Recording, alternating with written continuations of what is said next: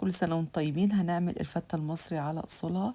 هنجيب كده مكعبين أو 3 من الزبدة ونبدأ نشوح اللحمة سواء مكعبات أو شرايح. وبعد كده هنضيف ورق لورا وحبهان وبصلاية متقطعة 4 وحبة فلفل أسمر ونزود مية مغلية ونسيبها بقى كده على الهادي. هنعمل الرز معلقتين سمنة وننزل بالرز نشوحه كويس، وبعد كده نضيف الملح ونزود طبعا معيار المية ونسيبه على الهادي لحد ما يتشرب تماما. وبعد كده هنجيب بقى مكعبين من الزبدة ونضيف عليهم معلقة من الزيت ونحمر التوم كويس، ناخد حوالي التلتين ونضيف على الباقي معلقة كبيرة من هريسة الشطة.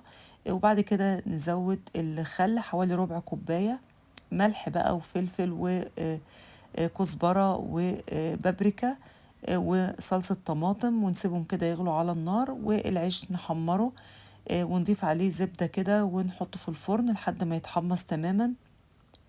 بعد كده هنعمل بقى طبق الفتة.